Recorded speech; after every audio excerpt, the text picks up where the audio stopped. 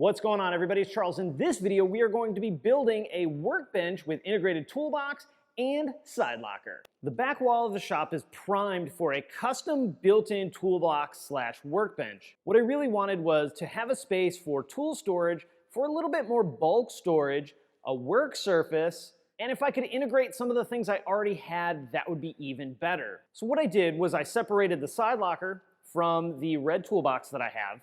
I moved the one that I already had all the way to the left side of the shop. I purchased another matching side locker to fit all the way in the right corner of the shop. And I purchased two smaller toolboxes that were going to integrate into the workbench. Now, because I was targeting a height just under 40 inches for my workbench, I didn't install the wheels on these toolboxes. Instead, we're going to support them with 2x4s. The materials that I'm going to use in this job are about 10 2x4s, roughly 5 for each side, one 4-foot by 8-foot piece of laminated maple, and I went ahead and had the hardware store rip the board long ways in half. That made it easier to get home, and I only have to make one small cut. So our workbench is going to be roughly 40 inches high, and it's going to be a little bit over 24 inches deep. First thing we're going to do is we're going to strip all the drawers out of this red toolbox and set those aside. Now these drawers come out super easy. If you open the drawer up all the way, you'll see a little plastic lock tab. In this case, they're white. On the right side of this one, you have to lift the lock tab up. On the left side, you have to push the lock tab down. So if you lift one side up, push the other side down, hold those in that place, you can generally slide the drawer right out.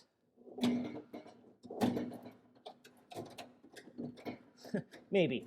There we go. Next, I'm going to flip this toolbox upside down so we can build our base for our bottom. Now, even though this is small and there are no drawers in it, it's still a little bit on the heavy side.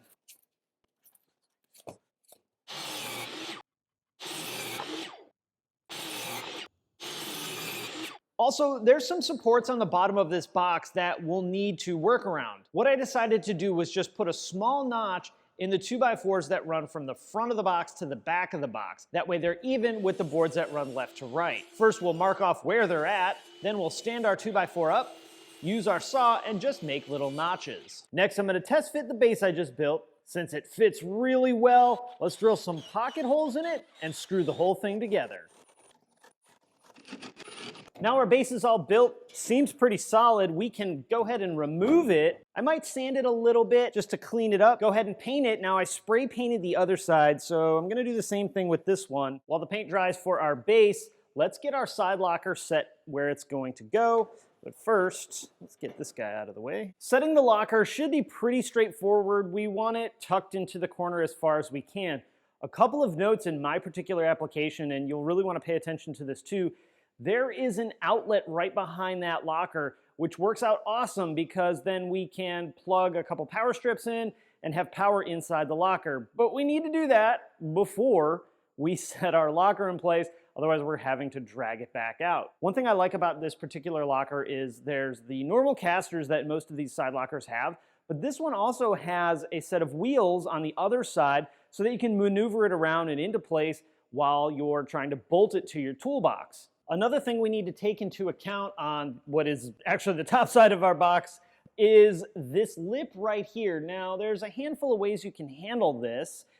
You could notch out the top surface of the workbench. This lip is right about 1/2 inch tall. So what we're gonna do is we're gonna cut down 2 pieces of 1x8. Now it's gonna stick up above the lip here on the top of the toolbox, but that's okay because our workbench is just gonna rest right on top of that. If it doesn't fit exactly tight or anything like that, that's okay. It's not gonna really impact how our overall project's gonna go, but we wanna get it close. We'll put one at the back, one at the front. These fit really well. Once the toolbox is upright, I'll probably drill a couple holes in them. That way we can secure these to the toolbox and the toolbox to the workbench. But right now these are just gonna fall, so we'll get them out of the way. Next, let's measure the distance between our toolbox and our side locker. That distance isn't really gonna change no matter how tall we make it. I'm gonna take one 2x4, mount it directly to the wall, then the toolbox work surface will mount right to that. What I also can do is mark where the studs in the wall are.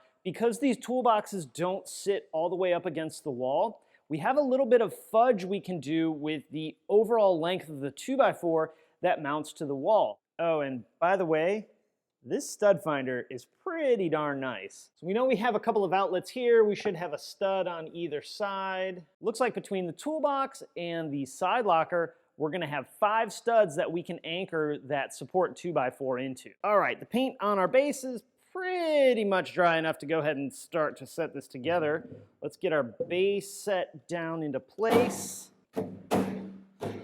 Ooh, that fits nice. Now there are holes in the bottom of this box for the casters that you can install and a couple of other holes that I'm not totally sure what they're for. We're gonna utilize that to mount the base to the box. That way if we move it around, it doesn't get all weird and woggly on us. Next, let's get the area sweeped up and move our small toolbox into place. This is the top mat that came with the box. I'm actually gonna use this as sort of a floor mat. Now that our small box is mostly in place, we need to get our height measurement for our work surface.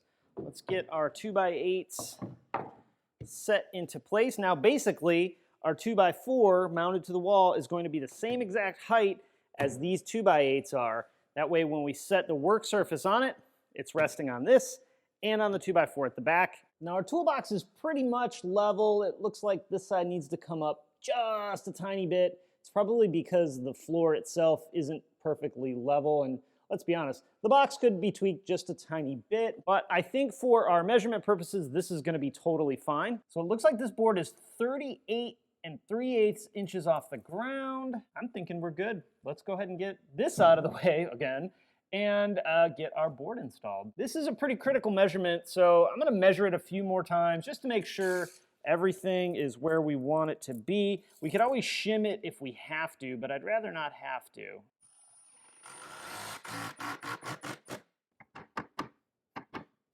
All right, other than one tiny little misfire right underneath the electrical outlet, our board is bolted up to the wall and nice and level. Next comes one of our more important measurements as well as one of our most important cuts. We're going to cut our work surface between the side locker and the toolbox.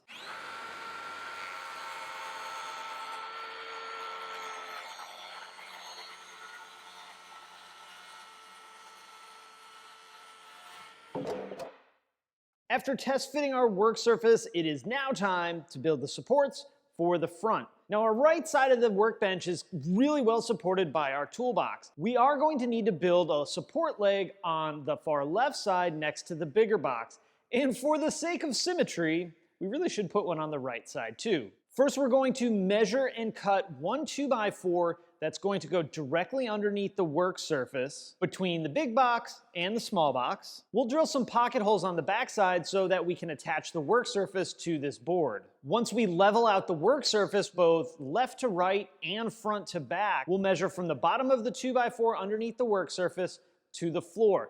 This is going to be the primary support board for the front of our workbench. This should give us a better structural support for the workbench rather than attaching the board to the front of the 2x4. But however, we are still going to measure and cut a 2x4 to go in front of that main support board. Once both of the 2x4s are cut, measured, and test fitted, we'll take them out, we'll glue them, we'll clamp them, and we'll screw them together. Also, another really great option would just be to use a 4x4 instead of gluing two 2x4s together. Because we're actually going to be attaching our work surface to that 2x4 that we mounted up against the wall, I'm going to pre-drill some holes in the work surface to make it a little easier to mount it down to that board we bolted to the wall. What I'm going to do is I'm going to turn our board around the other way with the back on the outside, and I'm going to mark a roughly 3/4 of an inch line down the whole length of the board, and then we'll do our pre-drill. And I'll also go ahead and put a little countersink in there so when we put our trim over it, it sits perfectly flush. So our holes are pre-drilled and countersunk. We need to flip our board the other way so that the front is at the front. Next, we are going to take our pieces that we glued together and test fit them. Make sure that everybody's level. With our support legs on, our workbench is level. You'll notice that there's a little gap right here on this leg. That's actually okay. I have some rubber feet that we are going to install onto the bottom of each of these pieces, which means we're probably gonna have to trim this other side down just a little bit. One thing, if I could do this all over again, I would get some adjustable feet. That way you could really fine tune in your level both front to back and side to side. Next, we're gonna set our leg and make sure that it's pretty much flush with this small red toolbox. There's a little bit of a gap right between the two, but that's okay, you really don't see it, but I do want the faces flush. Next, we're gonna set our cross support here, and then that will allow us to set our leg over on the other side. Okay, ran into a slight issue. The leg that I made for the left side over here, the board was all twisted and I didn't really see it until I tried to put it on. So I made a new one. Let's see how it fits.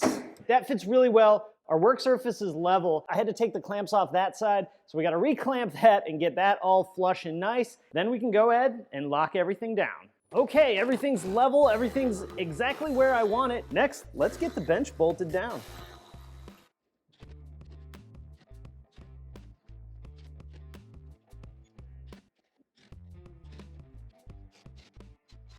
So our basic bench is finished and it looks super good. However, it's the next step that is really where the transformation magic happens. Of course, we still got to put our drawers back in on our toolbox, which is not that big of a deal.